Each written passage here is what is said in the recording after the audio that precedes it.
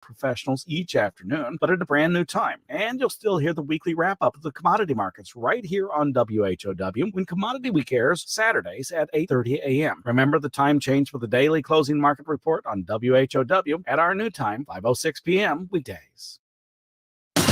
Your friend in Central Illinois. WHOW. Top of the morning. Thanks for being with us. I'm your host today, Seth Lawrence. The WHOW Morning Show is streaming to Facebook and YouTube. It's brought to you by Peterson Insurance, your Pekin Insurance agent in Clinton. My guest in this segment of the morning show is State Representative Dan Caulkins. Dan, how are you, sir? Good morning. Good morning. How are you? Doing well. Thanks for asking. And fresh off a long Labor Day weekend. Good to be back to the grind and all those things. And we appreciate you starting out your post-holiday week with us as well, Dan. And let's start out with Representative Caulkins, the 30-day executive order string that Illinois is now under. I'm not sure if there's another state in the union at this point that is consecutively been under a state of emergency like Illinois has. But Governor Pritzker continues to see it necessary to declare a state of emergency for COVID reasons, if I'm not mistaken. How about this? Well, it's almost to the point of being comical, except that it the harm that it does. So on August 19th, Governor Pritzker, I think, he issued a new executive order that expires September 17th, and I can't tell you exactly what number it is, if it's 5,212 or whatever.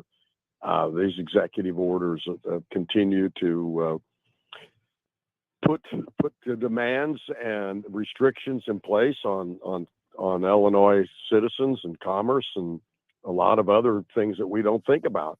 One of them is the transfer of prisoners out of jails and issues that these executive orders are creating. It also gives our state government overreaching powers over our everyday lives. Like where? Well, in schools, it gives them the ability to demand masks and demand vaccines for employees, and I mean it just goes on and on and on. It's just it really is an executive overreach. I don't think anyone in Illinois, except maybe a few far left radicals, believe that we are in some type of a crisis here in Illinois, a health crisis. All the metrics that the governor set up, his own metrics for this, don't exist anymore. So I'm very disappointed that the Democrats in the General Assembly, the House and the Senate, refuse to push back. I know that they're very dependent on the governor for campaign funds, but I mean, this is just a blatant capitulation to the executive branch with total disregard, for the legislative branch. And they control the legislative branch. I mean, that's the thing, Seth. They could do anything they want in the General Assembly, and they refuse to even lift a finger. Mm-hmm. Well, why is that? I mean, why not convene and take this up at a legislative level where you mentioned they've got a supermajority almost across the board? Well, absolutely across the House and the Senate. They have a supermajority, and of course the governor is not going, they're going to do something the governor would veto. But there's the only explanation I have is that they are fearful of crossing Governor Pritzker because of his wealth and his ability to fund their re-elections. And that's sad. I mean, that is just a sad commentary on the state of politics in Illinois. Dan, when it comes to these executive orders, one thing I had seen was it's kind of a contingency more than it is necessary. It's a contingency in that if the governor feels that it's, the time comes where we need to shut down schools, we need to, put mask requirements back in place, those types of mitigations we saw 2 years ago. It's kind of it just kind of keeps that option available to him. How do you feel about that? Well, Seth, if he stopped issuing these executive orders, a year ago, nothing prohibits him from starting over again. I mean, we see him start over every 30 days. So to give the I guess governance back to the General Assembly. This just demonstrates, I think, the power that Governor Pritzker likes to wield. He doesn't want to have to consult with the members of the General Assembly. Doesn't want to have a public debate on what's the best policies and what's the science. It's discouraging at the very least. Anything else on that, Dan, on the consecutive orders of emergency from the governor's office? Well, it's having an effect on our law enforcement, on our jail population. It's having an effect in our prisons. This is just a continuation of a power, I guess, an abuse of power is the way I look at it. So we'll see what happens. We'll get through this election in November, and we'll see how many more executive orders the governor thinks he needs to issue. Yeah, there's a lot of things happening that I think I think folks hope the election will change. And is this one of those? I mean, if Governor Pritzker and the Democrats don't keep that supermajority in the House and the Senate, does this change anything, Dan? And not necessarily just with this, but the course of action on a lot of pieces of legislation and initiatives they have going on. Well, we certainly hope so. There are a lot of instances where it will take 70 votes to pass some legislation or to override a veto. But I think that if the Republicans are able to pick up some seats in the House and the Senate, it may show the Democrats that they're not as all powerful as they think they are, and maybe that we might see some moderation in their policies and their approach. I think we're watching some of these House races, what the issues are. It's I don't know. We're seeing Democrats that are being very cautious about how they are campaigning and what issues they want to campaign on. I believe in their hearts they know right. I generally I believe that about human beings. I mean, I believe that about people. We know right from wrong. We absolutely know right from wrong. You may do some things for political expediency, but deep down, you know what's right and what's wrong. And I don't know. We'll see what happens. I'm optimistic, obviously. Mm-hmm. State Representative Dan Caulkins, our guest on the phone here for this morning. And you mentioned some legislation that doesn't seem to be very popular. The SAFE-T Act is among those. I think I saw 100 out of 102 Illinois state's attorneys have come out against this. I'm sure there's numerous law enforcement officials against this. Our sheriff here in DeWitt County has spoken at length about the detriment this bill would have on safety within a community and those sorts of things. Dan, how about the SAFE-T Act? It seems like there's not a lot of interest in talking about that right now. Well, the Democrats certainly don't want to talk about it. They don't want to talk about how it was crafted. They don't want to talk about how it was passed in the dead of night. And they certainly don't want to talk about the damage that it's going to do in January when we have these new laws take place. And the issues are numerous, and the ability of law enforcement and the court systems to function and protect the communities is going to be greatly diminished. And every law enforcement agency in Illinois, as you said, 100 out of 102 states attorneys, Republicans and Democrats. So these aren't just Republicans. These are the people that have been elected to protect their communities and enforce the laws of the state. Mm-hmm. Have spoken out against this bill. Mm-hmm. And, it's going to be very difficult, a very, very difficult landscape and protecting our communities come January. I was curious about something, Dan. I've thought this for a while and haven't had a chance to bring it up with you. But I'm wondering. There's so much the legislature has done in the last year, where the start date is January 1, and that's post-election. I don't know if it's post-veto session or not, but everything is kind of post-election. And for the Safety Act particularly, I was kind of curious. Do you think, because they could have put this in place, it's in place right now in Cook County, they could have put this in place across the state, in July. They could have put it in place last year or January 1 of this year.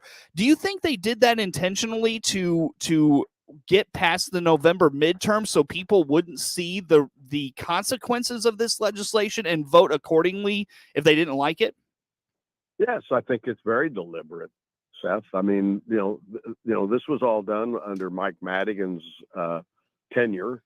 And he is very shrewd, very calculating, very, partisan politician who I think, shepherded this through and made sure that if this was going to pass, that it would not affect the midterm elections.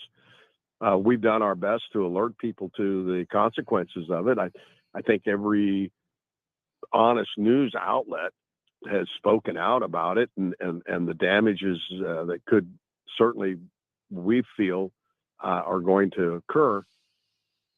So we'll see the effects that it has in the midterms. There's another bill out there that decriminalized fentanyl, essentially drugs, not being talked about. Was a Senate bill, and I don't recall the name of the number of it right off the top of my head. I think it was 3448. I'm not sure. But what it essentially did was it said that the possession, I think, of 3 grams or less of these controlled substances now becomes, it's not a felony anymore. It's just a misdemeanor. Well, 3 grams of fentanyl is enough to kill like 1,500 or so people. I mean, it doesn't take a whole lot of fentanyl to kill someone. Mm-hmm. So what it's going to do now, and the Democrats piled in on this bill. But what this bill is this law goes into effect, what it's going to do is essentially tell drug dealers, as long as you don't have more than 3 grams, I believe it's 3 grams, it might be 5, but as long as you don't have any more than this small amount of heroin or cocaine or fentanyl on you when you get arrested, you're going to get charged with a misdemeanor. So what are the drug dealers going to do? Obviously, they're not going to walk around with enough of this to get prosecuted for a misdemeanor. And the police that are out there trying to stop these drug dealers and the drug dealings in our city's parks and streets, they're going to be chasing misdemeanors, and they're not going to be able to get these dealers off the street, which then takes away their ability to go after the people that are actually distributing the drugs. Mm-hmm, mm-hmm. I mean, this is going to create another serious problem in our communities with illicit drugs. And again, the Democrats don't seem to care. They'd rather decriminalize, they are more interested in protecting the criminals than they are in protecting the victims. This is also leading to a massive, exodus of law enforcement officials in our communities. Whether it's young officers that are, leaving the force because they don't like the direction, experienced officers. And this was something that our sheriff actually brought up, the governor talked about how they're increasing the number of state police across the state and all of these things. I talked to one officer here locally, and I asked him, I said, why because he's going to go to what his situation is. He's going to go to the state police. And I said, well, why not just leave the force altogether? Because we were talking about some of the things you and I are talking about here this morning, and, how he feels about them and this and that. I said, why don't you just get out of law enforcement altogether? Join a number of your colleagues that have done the same. And he said to me, I don't know anything else. So, why, he's in his 40s. He said, why go on to something else when I'm X amount of years from retirement? I've been in this for so many years already. So he's just going to go to the state police, but then that's one less law enforcement here locally for law enforcement official here locally for us. And that's kind of the point that our sheriff was making not that long ago with me on this show, is that you're seeing the state police pull from local law enforcement agencies, and those agencies are already having a whale of a time trying to just keep themselves fully staffed. That was even before the governor started all this recruiting from within. It's sort of thing. Yeah, it's wrong. It is absolutely the wrong way to try to beef up the Illinois State Police, but it's the easy way out. And this seems to be the way that Governor Pritzker and his administration take on almost every issue. It's the easy way out. It's going to make the state police and the governor look good. We've increased the number of troopers. You're safer on the roads, but you're not safer in your communities, because in many, in most instances, these recruits are coming from the ranks of our county and city police departments, and it just makes them more vulnerable. Obviously, DeWitt County, Macon County, McLean County, they can't compete with the state. They can't compete with the state of Illinois for salaries and benefits. And so what we're doing is we're decimating the police departments in our cities in order for the Illinois State Police to try to look good, and this governor to try to walk around and say that he's created, some better environment. It's wrong, and not only it's just typical. I mean, this is typical of what we're seeing from this administration. And on top of that, not only is it a community safety issue, but you're straining these budgets of these already strapped areas. Piatt County, Logan County, DeWitt County, I'm sure not flush for cash. Not only that, Safety Act, this kind of brought it to mind for me. The Safety Act is going to really put in peril a lot of these county budgets, because you're not going to have a lot of the fines and the fees and the bails and those sorts of things that you could rely on. And not that they are revenue generators, that's not what they're intended to be, but that's just kind of that's what they are. You're taking a lot of that stuff away, but you're also talking about, because you're taking away law enforcement officials from these agencies, those other officers have to step in and work more hours. That's overtime. That's strain on your budget as a department. Absolutely. No, it's a terrible way to try to solve a problem, but it's the easy way out. And that's what this governor does. I mean, this administration has failed the people of Illinois in so many ways. And we can go back to the beginnings of COVID, and when they put these political appointees in charge of our Veterans Administration, Illinois Veterans Administration, and our veterans home. We had 30 veterans and 90 some employees at one of our veterans home. We had 30 some veterans die. We had 98 employees come down with COVID in a nursing home run by the state of Illinois. We didn't have that. And I come out of that industry. I spent 25 years, running nursing homes, and it was total incompetence and on the part of the governor and the political process. And we can go to the next issue, which was the unemployment. Governor Pritzker shut down the state of Illinois and was totally unprepared for the mass chaos that it caused people who lost their jobs. And we had $1 billion in our rainy day fund for unemployment. We ran through that so fast, you'd have thought it was a fire sale. Mm-hmm. And we borrowed $4.5 billion from the federal government. And we believe out of that $5.5 billion, over $2 billion was stolen. Mm-hmm. Was stolen because the governor could not get his arms around it. His people were not able to prevent the theft and the abuse at the massive levels.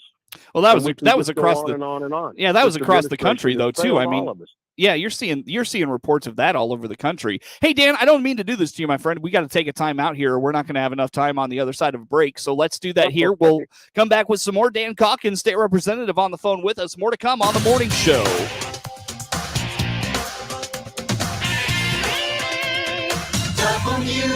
WHOW.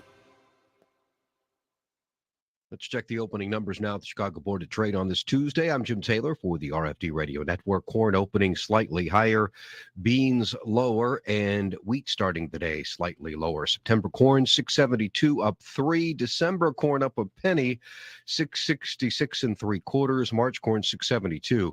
That's up 3/4. November beans, $14.07 down 13. January beans down 13, 14.12 1/4. March beans, 14.14 1/4 down 13 3/4. December wheat starting the day, 8.08 3/4 down 2 1/4. March wheat down 3.5, 8.23 3/4. September bean meal, 440.30. That's down 3.80. And September bean oil, 70.50, down $1. Look at the opening numbers at the Chicago Board of Trade for this Tuesday. Jim Taylor, RFD Radio Network. Baum Chevrolet Buick also has transportation options in Farmer City. This is Scott Baum. Baum Motor Company in Farmer City has been open since 2002. We have used cars and trucks, SUVs and crossovers to fit your transportation needs. We also have a convenient service option for maintenance and repairs, plus trailer sales and trailer rentals. Come see Chase Stevenson, Taylor Kennedy for sales, and Matt French for service. Baum Motor Company in Farmer City, right from the start. MR Systems Wireless is your local internet provider for Clinton and surrounding area. They have the products you want and the local service you deserve. MR Systems Wireless Internet service for home or business includes unlimited data, unlimited streaming, and unlimited calling. Plans start at just $48 a month and get a free Roku 4Ls with our media packages. Get the speed you need with MR Systems Wireless. Call them at 935-2100. That's 935-2100 for MR Systems Wireless. Your friend in Central Illinois, WHOW. Once again, a good morning. Thanks for being with us. I'm your host today, Seth Lawrence. The WHOW Morning Show is streaming to Facebook and YouTube, brought to you by Peterson Insurance, your Beacon Insurance agent in Clinton. Dan, I apologize. We don't have that much time with you. State Representative Dan Caulkins on the phone with us. Final thoughts as we let you go here for the morning. Anything on your mind you want to touch on real fast? Couple of things real quick, Seth. Thanks. Thursday, September 15th, the Freedom Caucus is having a Zoom meeting on the Crime and the Safety Act. We'll be doing that. On the 20th of September, the Freedom Caucus, members of the General Assembly, our House, we're having a education and Amendment 1 town hall meeting at Yoder's down in Arthur. Free pie and coffee. Anybody that wants to attend. September 21st, I'll put a plug in. I've got a golf outing here in Decatur at Red Tail. Anybody that wants more information about that can give us a call at the office, 217-876-1968. Great golf course down there, Red Tail. Love that one a lot. Dan, always good to talk to you, sir. Thanks for making time for us. Thank you. State Representative. Yeah, State Representative Dan Caulkins, my guest on the phone. The morning show streams to Facebook and YouTube, brought to you by Peterson Insurance, your Beacon Insurance agents in Clinton.